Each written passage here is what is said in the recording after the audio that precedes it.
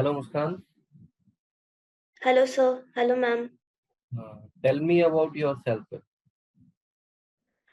Sir, my name is Muskan Gulani. I basically belong from Indore, which is the commercial capital of Central India's. I have done my graduation in commerce, and my interests include reading novels and listening to music. किस type का music पसंद है आपको मुस्कान? Ma'am, soothing music. Basically, I love listening to Arjit Singh. Okay, so any favorite song? Ma'am, Pal song that I love from Arjit Singh. कुछ याद है lines आपको? सुना पाओगे? Ma'am, my voice is not that good, but I will try. पल कैसा पल पल में जाए फिसल पाके भी पकड़ पाऊं ना. All That's right. it, ma'am. Okay. Do you have any siblings, मुस्कान? कोई भाई या बहन? No, ma'am, I am single child. Okay. आपके फादर क्या करते हैं मुस्कान? सर मेरे फादर एक टीचर एक प्राइवेट स्कूल में. ओके, तो आप बैंकिंग ज्वाइन करना चाहते हो? सर फर्स्ट ऑफ ऑल तो एक बैंकिंग जो है एक बहुत फास्टेस्ट ग्रोइंग सेक्टर है अपनी इकोनॉमी का, और उसमें बहुत सारी अपॉर्चुनिटीज है, बहुत सारे सीखने को है, और मैं उससे अपनी स्किल्स को अच्छे से एनहेंस कर पाऊंगी. और इसके अलावा मैंने जैसे कि कॉमर्स में ग्रेजुएशन किया है, तो मैं फाइनेंस में ऑलरेडी अच्छी हूँ, तो मैं उसको भी बैंक में जाके अपनी सेविंग की हैबिट को इंक्रीज कर पाऊंगी और दूसरों को भी ये सब सिखा पाऊंगी जो लोग बैंक के इन चीजों को जानते नहीं है. Okay. So why not teaching? Why banking, Muskan? Teaching में भी आप बहुत सारे लोगों को बहुत कुछ सिखा सकते हो. यस मैम, बट मुझे मतलब रूरल एरिया में जाके दूसरे लोगों से मतलब मिलना है, उनके कल्चर को जानना है. अगर मैं अर्बन एरिया में रहूंगी तो वो ऑलरेडी मैं अभी तक रह ही रही हूँ, तो मैं वो नहीं कर पाऊंगी. और मतलब हर एक इंसान का स्किल होता है, teaching is not my skill. आपको ऐसा क्यों लगता है? कोई वजह होगी? कौन सी स्किल्स रिक्वायर्ड मैम होती है बैंकिंग में जो कि टीचिंग में आपको लगता है नहीं यूज हो पाएंगी? मैम जैसे कि जैसे बैंकिंग में आपको लोगों को सुनना, गुड लिसनर होना चाहिए. आप जब तक लोगों को सुनेंगे नहीं तब तक आप उनकी प्रॉब्लम सॉल्व नहीं कर पाएंगे. तो मेरे अंदर ये चीज है कि मेरे अंदर पेशेंस है, मैं लोगों को सुनने के लिए शांत रहती हूँ, उनकी प्रॉब्लम्स को समझती हूँ और एम्पैथिकल हूँ, उनको सिंपैथाइज भी करती हूँ. अगर मैं कहूँ कि टीचिंग में आपको एग्जैक्टली यही स्किल्स चाहिए तो? मैम मैंने एक्चुअली पहले भी टीचिंग ट्राई करी है, बट एक चीज को काम करने को आपको खुशी मिलती है, वो मुझे वहां नहीं मिलती है. और मैंने बैंक में मुझे ऐसा लगता है कि मैं जब रूरल लोगों की हेल्प करूंगी तो मुझे काफी अच्छा लगेगा. मुस्कान, एनपीए क्या होता है? Sir NPA is non performing asset. किसी भी बैंक का जब असेट लोन रिकवर नहीं हो पाता है फॉर मोर देन 90 days, तो उसको एनपीए में डाल दिया जाता है. और एनपीए को भी फर्दर क्लासिफाई किया जाता है doubtful asset, loss asset, substandard assets में. तो डाउटफुल एसेट्स जो होता है उसका ड्यूरेशन कितना होता है? Sir for more than a year, जो मोर देन अ ईयर उस एनपीए में रहते हैं उनको डाउटफुल असेट बोलते हैं. सब standard? For less than a year. Loss assets? Sir loss asset जो बैंक उनको बिल्कुल रिकवर नहीं कर पाते, उनको ऐसा क्लैरिफाई कर देते हैं कि वो कभी भी रिकवर नहीं हो पाएंगे फ्यूचर में. ये कौन क्लैरिफाई करता है? सर बैंक क्लैरिफाई करती है, बैंक अपने असेट्स को ये क्लासिफिकेशन देती है. एसएमए का नाम सुना है? जी SMA? Sir. SMA?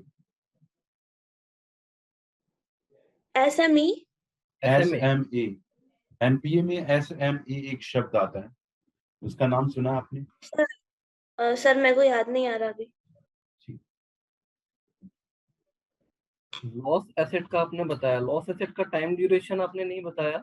Loss asset कब हम किसी एसेट को लॉस एसेट कब कह सकते हैं? सर लॉस असेट का ऐसे पर्टिकुलर टाइम ड्यूरेशन नहीं है, बट एनपीए में तो कोई भी असेट मोर देन 90 days में आ जाती है. अब ये बैंक लॉस असेट कब उसको क्लासिफाई करता है वो बैंक पे डिपेंड करता है. आपने इंदौर बताया, इंदौर के रहने वाले हो ना? जी सर। इंदौर के बारे में कुछ बताइए जो हम ना जानते हो, कुछ ऐसा। सर इंदौर जो है वो उसका नाम इंद्रेश्वर टेम्पल के नाम पे पड़ा है इंदौर। और इंदौर एक कमर्शियल कैपिटल है सेंट्रल इंडिया की। और इंदौर में मेनली सोयाबीन की सबसे ज्यादा प्रोडक्शन होता है पूरे इंडिया में। 75% इंडिया में होता है। और इंदौर में सोयाबीन का एक इंस्टीट्यूट भी है जो बहरका स्क्वायर पे है। और अब बहरका स्क्वायर का नाम तांतिया बिल भी कर दिया गया है। और तांतिया बिल एमपी के एक फ्रीडम फाइटर भी रहे हैं। और इसके अलावा जो इंदौर है वहाँ पे राजवाड़ास भी रहे थे, जिसके नाम पे एक राजवाड़ा पैलेस भी है इंदौर में। और इंदौर स्वच्छ सर्वेक्षण में मतलब टॉप रहा है 6 टाइम। और 7 स्टार गार्बेज सिटी भी है। ठीक है, तो ये आपने जो आरआरबी के लिए अप्लाई किया है, ये आपने एमपी से ही किया है? जी सर। एमपी में अभी कितने आरआरबी वर्किंग है? सर 2 आरआरबी है। एक है मध्य प्रदेश ग्रामीण बैंक जिसका हेडक्वार्टर इंदौर में है। और मध्यांचल जिसका हेडक्वार्टर सागर में है। इनके स्पॉन्सर बैंक का नाम बता पाओगे? सर मध्य प्रदेश ग्रामीण बैंक है उसका बैंक ऑफ इंडिया है। और मध्यांचल का एसबीआई है। मुस्कान, आप गांव में रहे हैं कभी? मैम मैं ऐसे काफी ड्यूरेशन के लिए नहीं रही हूँ, लेकिन मैं गई हूँ। मेरी नानी रहते हैं तो मैं थोड़े थोड़े टाइम के लिए बीच में गई हूँ वहां पर। आपको रूरल पोस्टिंग दी जाएगी किसी बहुत ही पिछड़े गांव में। वहां पे आप लोगों की हेल्प कैसे करेंगे? आप गांव में रहेंगे, वहाँ की कंडीशन, वहाँ का एनवायरनमेंट, आपको लगता है 12वीं में सरवाइव कर पाएंगे? मैम मुझे ऐसा लगता है कि मैं आरआरबी में सरवाइव कर पाऊंगी, क्योंकि मेरे अंदर एक उत्सुकता है लोगों की प्रॉब्लम्स को जानने के लिए, उनके कल्चर्स को जानने के लिए, उनकी क्या प्रॉब्लम्स है। और ऐसे मैं काफी टाइम के लिए तो नहीं रही हूँ, लेकिन मैं कुछ टाइम के लिए जब भी जाती हूँ तो मैं उनसे उनकी चीजों के बारे में जानने की कोशिश करती हूँ कि वो क्या उगाते हैं, किस मतलब किस उनकी इरिगेशन कब होती है उस क्रॉप की। तो मैं हर चीज को जानने की कोशिश करती हूँ हमेशा। हाँ, मैंने पूछा एमपी का जो वीट है, गेहूं, वो काफी फेमस है। जी सर। तो आप बता पाओगे गेहूं की जो फसल है वो कौन से क्रॉप सीजन में उगती है, कुछ ऐसा? सर जो गेहूं होता है वो एक रबी क्रॉप होता है। तो उसकी जो फसल होती है वो जनरली अक्टूबर से चालू होती है। और उसमें पानी काफी कम लगता है as compare to kharif crop. ठीक है। बैंक रेट और एमएसएफ में क्या अंतर है? सर आपकी आवाज काफी कट रही है। What is difference between bank rate and MSF? Sir जो बैंक रेट होता है वो जनरली जब तब होता है जब कोई भी लाइक बैंक आरबीआई से पैसा लेती है फॉर लॉन्गर ड्यूरेशन, मतलब 14 दिन 21 दिन, काफी लाइक 90 डेज तक के लिए रहती है। लेकिन जो एमएसएफ होता है वो ओवरनाइट होता है। मतलब अगर फ्राइडे आ गया तो छुट्टी हो जाती है, तो उस केस में 3 दिन हो जाते हैं, बट जनरली ओवरनाइट के लिए पैसा लेती है। और जो एमएसएफ होता है उसका इसलिए काफी रेट जो है वो ज्यादा होता है। बैंक रेट और एमएसएफ दोनों का रेट इक्विवेलेंट होता है या अलग अलग होता है? हाँ सर इक्विवेलेंट होता है। डिजिटल बैंक के बारे में बता सकती हैं? Sir digital banking generally Covid के टाइम पे काफी प्रचलित हुआ था, क्योंकि कोविड के टाइम पे जनरली एटीएम्स पे जा नहीं सकते थे। तो डिजिटल बैंक के थ्रू आप अपने स्टेटमेंट्स वगैरह निकाल सकते हैं। और उसके अलावा आप जितने भी ट्रांसफर है वो कर सकते हैं। और जितना आपका लाइक आपके जो भी स्टेटमेंट्स है, जितने भी ट्रांजैक्शन है, वो हम सब ऑनलाइन चेक कर सकते हैं। अभी हाल फिलहाल में प्रधानमंत्री मोदी जी ने कितने डिजिटल बैंकिंग यूनिट स्थापित किए? Sir I can't recall it. एक वर्ड है कॉल मनी, उसके बारे में कुछ बता पाओगे? सर कॉल मनी तब होता है कि जब हम कोई भी अमाउंट बोरो करते हैं लेस देन 2 डेज, तो उसको कॉल मनी बोला जाता है। इसका उपयोग कहाँ पे होता है? सर इसका उपयोग जो होता है वो मनी मार्केट में होता है। मनी मार्केट जो होता है वो शॉर्ट टर्म लैंडिंग के लिए होता है for less than a year. तो मनी मार्केट में इसको यूज किया जाता है। रेवेन्यू एक्सपेंडिचर के बारे में कुछ कहना चाहोगे? सर जनरली जो भी रेवेन्यू एक्सपेंडिचर होता है वो गवर्नमेंट जैसे गवर्नमेंट के जो मेन रेवेन्यू होता है वो होता है टैक्स से आता है मेन रेवेन्यू। तो उसके लिए जो भी खर्चा होता है उसको आई थिंक रेवेन्यू एक्सपेंडिचर बोलते हैं। मुस्कान, बैंक ही क्यों? बैंक ही क्यों? Sorry ma'am. बैंक ही क्यों ज्वाइन करना चाहते हैं? बैंक में मतलब क्या है जो आपको अट्रैक्ट करता है? मैम बैंक में मुझे लगता है कि जो मेरी स्किल्स जैसे मैंने बताई कि मैं गुड लिसनर हूँ और मैं एम्पैथिकल हूँ और लाइक मैं टीम स्पिरिट भी रखती हूँ। तो मुझे लगता है ये सारी स्किल्स जो है मैं बैंक में शोकेस कर पाऊंगी। और उसके अलावा बैंक काफी अच्छी सेक्टर है, ग्रोइंग सेक्टर है और उसमें अपॉर्चुनिटीज ज्यादा है और सोसाइटी में रिस्पेक्ट भी काफी ज्यादा है। सोसाइटी आपको रिकॉग्नाइज करती है एज अ बैंकर। तो इन रीजन की वजह से मैं बैंक ज्वाइन करूंगी। आप अपने आप को 5 साल में कहाँ देखते हैं मुस्कान?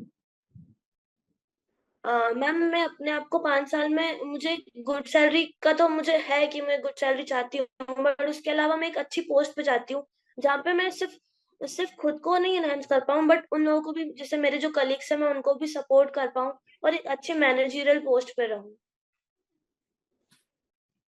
ओके, मुस्कान एक सिचुएशन दे रहे हैं आपको, ठीक है?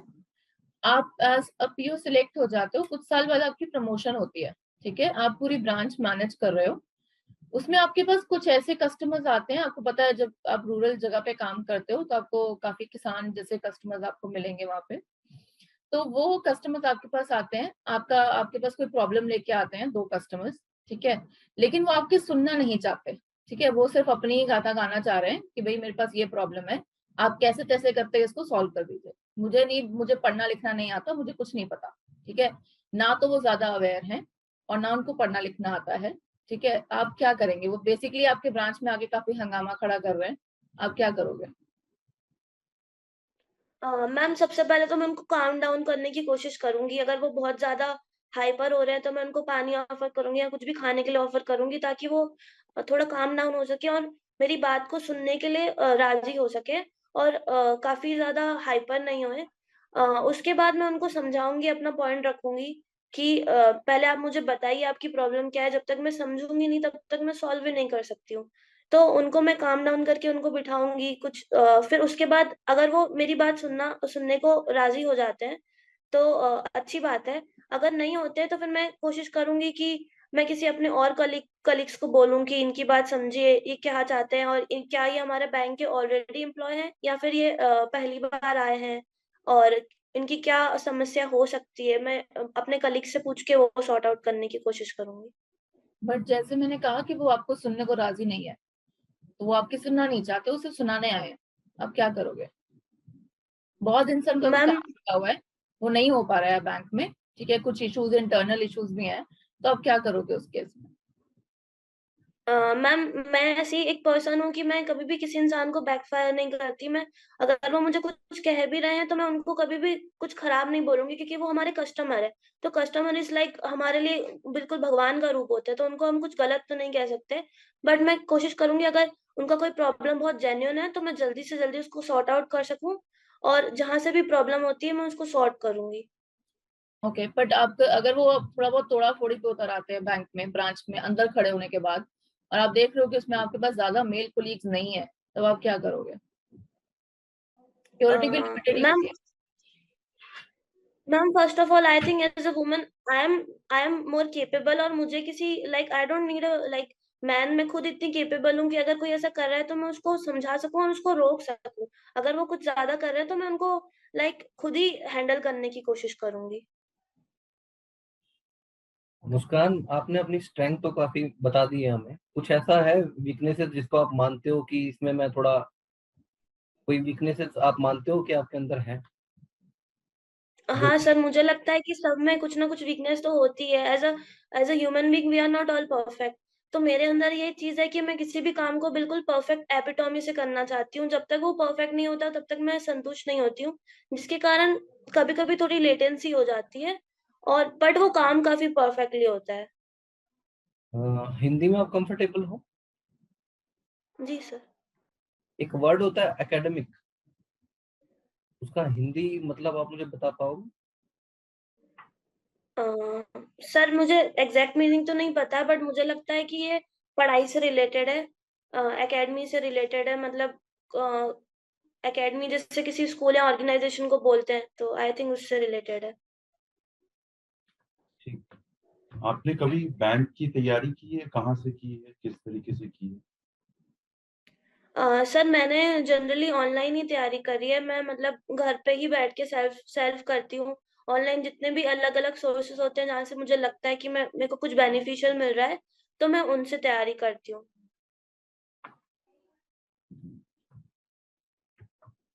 ठीक है मुस्कान, आपको फीडबैक मिल जाएगा आपका।